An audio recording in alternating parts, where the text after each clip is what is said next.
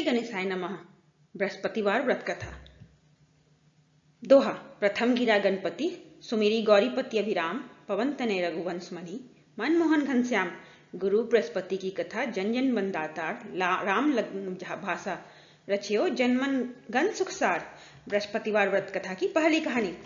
पूर्व काल में एक बड़ा प्रतापी राजा राज्य करता था, जो बड़ा ही दानी और ब्राह्मण गुरु देवता तथा पितरों की पूजा करने वाला था। उसकी साधुता धार्मिकता समस्त देश में प्रसिद्ध हो गई थी। उसके द्वार से कोई याचक निराश होकर नहीं जाता था और वह नित्य देव मंदिरों में दर्शन करने जाता। प्रत्येक गुरुवार को वह बृहस्पति भगवान का व्रत रखकर पीले वस्त्र, पीले फल फूल और नैवेद्य आदि से उनकी पूजा करता हुआ दीन दुखियों में सहायता में सर्वदा तल्लीन रहा करता था।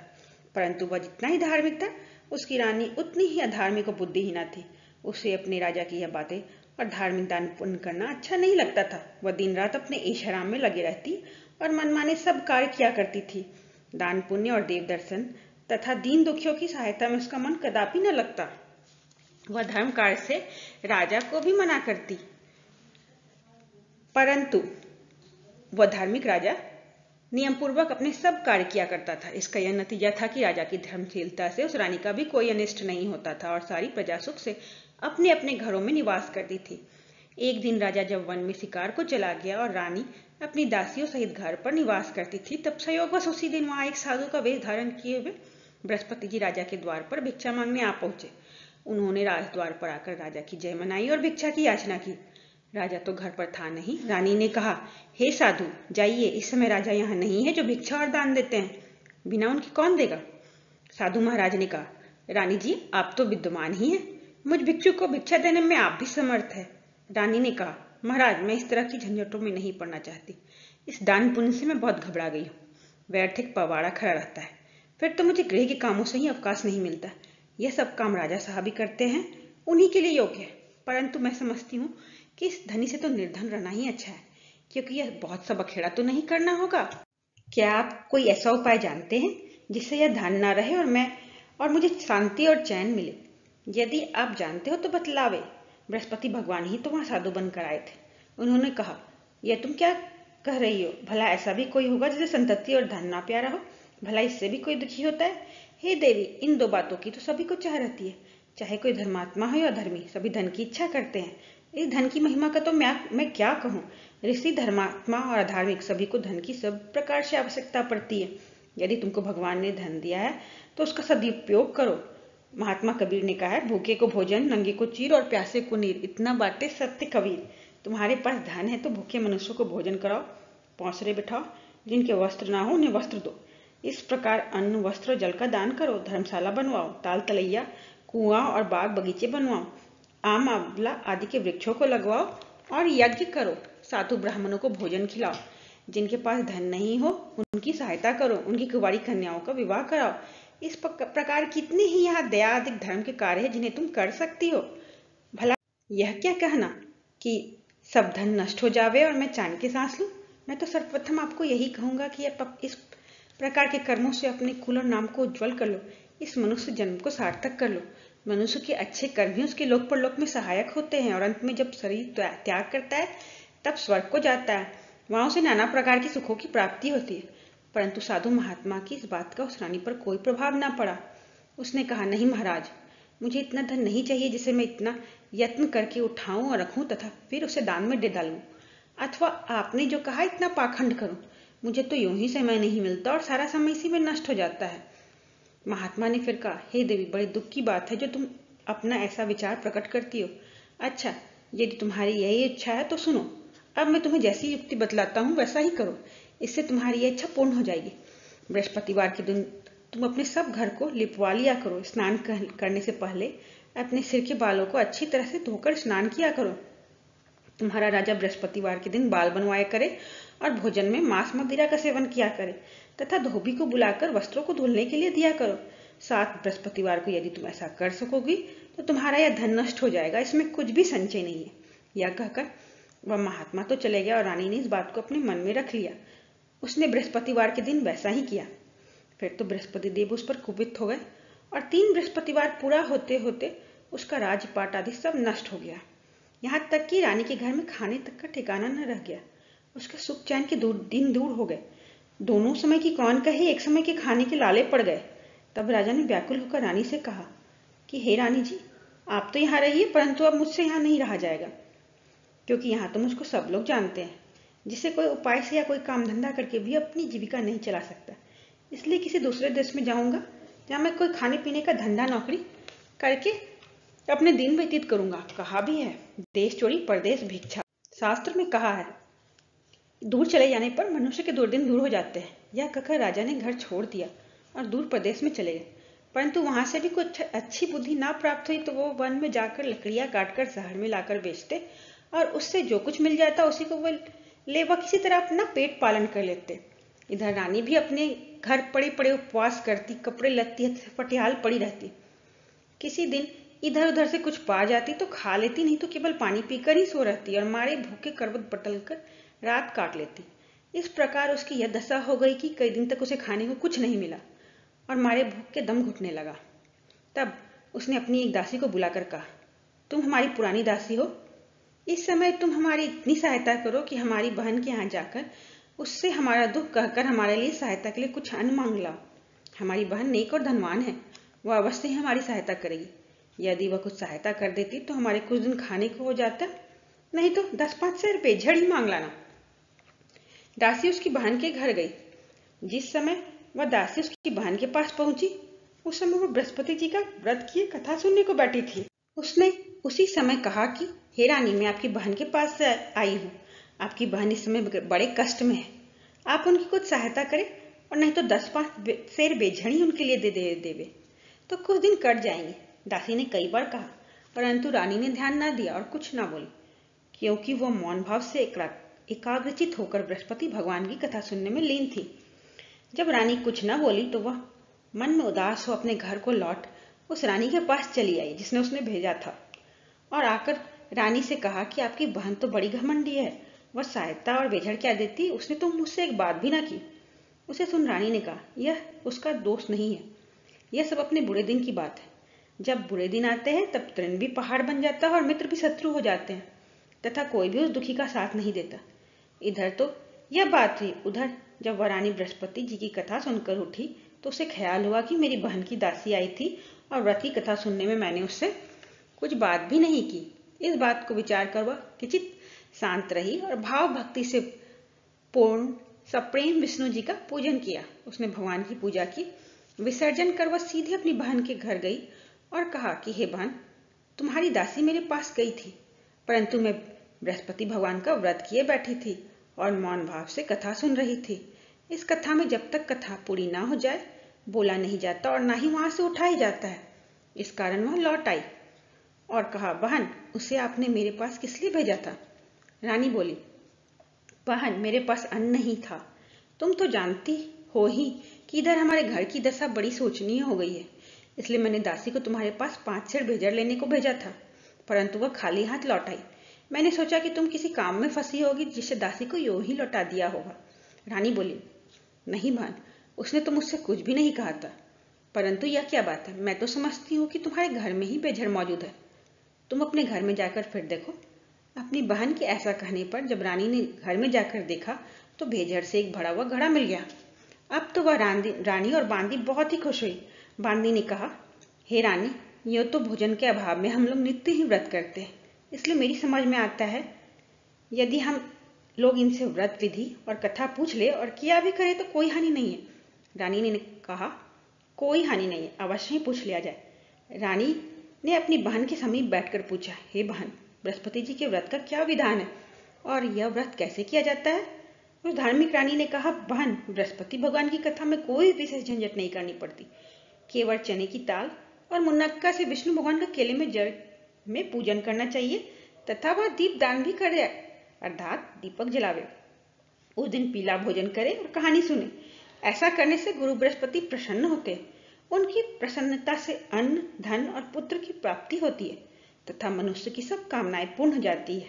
यह सुनकर वह रानी और दासी दोनों ने निश्चय किया कि बृहस्पति जी का व्रत अवश्य करेंगे। जब 7 दिन के बाद बृहस्पति का दिन आया तो उन दोनों ने व्रत किया। तब चना और गुड़ कहाँ से मिले? इसके लिए उन्होंने घुड़साल में प्रवेश किया और वहां से जाकर चना और गुड़ बीन कर ले आई और उस चने की दाल बनाकर गुड़ सहित जाकर केले के जड़ में विष्णु भगवान की पूजा की। इस प्रकार उन्होंने व्रत कर लिया, परंतु पीला भोजन कहाँ से प्राप्त हो। बिचारी रानी और दासी दोनों ही बड़ी दुखित हुई, परंतु व्रत के प्रभाव से भगवान बृहस्पति तो बड़े प्रसन्न थे, इसलिए थालों में पीला भोजन लिए भगवान स्वयं उपस्थित हुए और दासी को देकर बोले, यह तुम्हें और तुम्हारी रानी दोनों के लिए है, अब इसी का भोजन करना। दासी प्रसन्न हो वह भोजन रानी के पास ले गई और सब बातें कहकर भोजन दिया। बांदी और रानी दोनों ने बड़ी प्रसन्नता से भोजन किया। फिर तो वह हर बृहस्पतिवार को व्रत रखती और देवगुरु बृहस्पति के लिए भगवान विष्णु की पूजा करती। इस पूजा से वह फिर रानी हो गई और उसके घर में ज्यों की त्यों सारी संपदा भर गई और दासी भी बड़ी धनवान हो गई। परंतु ब्रह्मा के लेख और कर्म की रेखा को मिटाना बड़ा कठिन होता है। रानी फिर आलसी हो गई। तब दासी ने कहा, देखो रानी, तुम पहले भी इसी प्रकार का आलस्य करती थी जिससे सब कुछ नष्ट हो गया। बहुत परिश्रम के बाद तुम्हारे ये सुदिन लौटे हैं, अब फिर वही आलस्य न करो। दीन जनों को दान देकर सब पुण्य कर्म करो। भूखे को भोजन, प्यासों को पानी और पौसरे बिठाओ। ब्राह्मणों को दान मान सम्मान और भोजन दो। रानी ने फिर खूब सुकर्म किया, उसका यश फैल गया। वह अपने पति राजा के लिए चिंता में पड़ी थी कि राजा कैसे होंगे। उसने गुरु बृहस्पति जी से राजा के मिलने की प्रार्थना की। भगवान ने रात्रि में राजा को स्वप्न दिया। राजा प्रातःकाल होते ही अपने देश को चला। मार्ग में उसकी बृहस्पति जी से भेंट हो गई। उन्होंने राजा से अपना व्रत करने को कहा। व्रत में चने की दाल, गुड़ और केले के वृक्ष में भगवान विष्णु की पूजा करने को कहा। राजा ने कहा, मैं तो लकड़हारे का काम करता हूँ, इतना पैसा कहाँ से पाऊंगा जो यह सब विधि विधान से करूंगा। साधु के वेश में आए। बृहस्पति जी ने कहा, अगले बृहस्पतिवार को तुम व्रत करके देखो तो सही, तुमको रोज से दुगना धन मिलेगा। एक और कहानी। पूर्व काल में एक बड़ा ही गरीब ब्राह्मण था। उसको कोई संतान न थी, कारण कि उसकी स्त्री बड़ी मलिन स्वभाव की थी। प्रातः सोकर उठते ही वह सर्वप्रथम भोजन करती, फिर दूसरा कार्य करती। यह देखकर वह ब्राह्मण बड़ा दुखी रहता। कुछ समय बाद उसकी स्त्री को एक कन्या उत्पन्न हुई। वह कन्या एक कन्या रत्न थी। वह कन्या ज्यों ज्यों बड़ी हुई, उसका स्वभाव निखरता गया। नित्य प्रातः उठते ही वह नित्यक्रम स्नान आदि करती और भगवान विष्णु की पूजा के साथ प्रति बृहस्पति को गुरु बृहस्पति का व्रत भी किया करती थी। जब वह विद्यालय में पढ़ने जाती तो अपने हाथ में एक मुट्ठी जौ भर ले जाती और मार्ग में डाल देती। उसके जब सब जौ सोने के हो जाते और जब वह पढ़कर लौटती तो उन्हें बीन कर अपने घर ले आती। एक दिन वह बालिका जौओं को सूप में रखकर फटकने लगी। तब उसके पिता ने कहा, बेटी, सोने के जौओं को फटकने के लिए सोने का सूप भी होना चाहिए। उसके दूसरे दिन बृहस्पतिवार का दिन पड़ता था। उसने नित्य की भांति गुरु बृहस्पति का व्रत किया और एक मुट्ठी जौ ले जाकर मार्ग में छेड़ दिया तथा कहा, हे गुरु, यदि मैं सच्चे मन से आपका व्रत करती हूँ तो उसके प्रताप से आप एक सोने का सूप भी दीजिए। जब वह कन्या पाठशाला से लौटकर जौ बटोरने लगी तो गुरु बृहस्पति की कृपा से उस दिन उसे सोने का सूप भी मिल गया। दूसरे दिन जब वह कन्या सोने के सूप में उन सोने के जौ को फटक रही थी तो उस शहर का राजकुमार उधर से आ निकला। वह उस कन्या को देख और उसके रूप, शील एवं गुणों को देखकर उस पर मोहित हो गया और अपने घर पर आकर बीमारी का बहाना करके लेट गया। जब यह समाचार उसके पिता को मिला तब रानी ने आकर उसकी बीमारी का कारण पूछा तो राजकुमार ने बताया कि मुझे कोई रोग या कष्ट नहीं है, मैं केवल यही चाहता हूँ कि जो राजकन्या सोने के जौ को सोने के सूप में फटक रही थी उससे मेरा विवाह हो जाए। राजा ने राजकुमार को समझा बुझाकर शांत किया और कहा, मैं पता लगाकर उसी कन्या से तुम्हारा विवाह कर दूंगा। राजकुमार ने कन्या के घर का पता बतलाया। राजा का मंत्री उस ब्राह्मण के पास गया और सब समाचार कहा। ब्राह्मण ने सविधि अपनी कन्या राजकुमार को दे दी। कन्या के जाते ही ब्राह्मण पूर्वतः दरिद्र हो गया। अन्न वस्त्र से दुखी उसका एक एक दिन मुश्किल से व्यतीत होने लगा। एक दिन वह दुखी पिता अपनी कन्या से भेंट करने गया। कन्या पिता की दीनता देखकर बोली कि पिताजी, आप मेरी माताजी को यहाँ लिवा लाइए। मैं उनको वह युक्ति बतलाऊंगी जिससे आपकी गरीबी सर्वदा के लिए दूर हो जाएगी। ब्राह्मण घर गया और अपनी पत्नी को कन्या के घर लिवा आया। कन्या ने अपनी माता को समझाते हुए कहा कि माताजी, आप नित्य प्रातः उठकर नित्य क्रिया से निवृत्त हो स्नान आदि करके भगवान विष्णु की पूजा किया करें तो आपके घर की सारी दरिद्रता दूर हो जाएगी। परंतु उसने ध्यान नहीं दिया और पहले की भांति उठकर बच्चों को जूठन खा लेती और पूजा के समय कह देती कि मैं तो भोजन कर चुकी हूँ। यह सब सुनकर जो पुत्री थी उसको बड़ा दुख हुआ तो उसने आकर अपनी माँ को काल कोठरी में बंद कर दिया और प्रातः निकालकर स्नान, पूजा, पाठ आदि कराया। इससे उस ब्राह्मणी की बुद्धि ठीक हो गई और वो बृहस्पतिवार का व्रत करने लगी। बृहस्पति भगवान के व्रत से वह ब्राह्मण धनवान और सुखी हो गया तथा मरने पर वे पति पत्नी स्वर्ग को सुख को प्राप्त हुए। इधर वह जो राजा जो लकड़हारे का कार्य करके अपनी जीविका चलाता था और साधु महात्मा के कथन से जब बृहस्पति का व्रत किया तो उसके लकड़ी के व्यापार में दुना चौगुना लाभ होने लगा। परंतु किसी एक दो बृहस्पतिवार का व्रत उसने नहीं किया तो गुरु बृहस्पति की नाराजगी से उसे बड़ा कष्ट हुआ।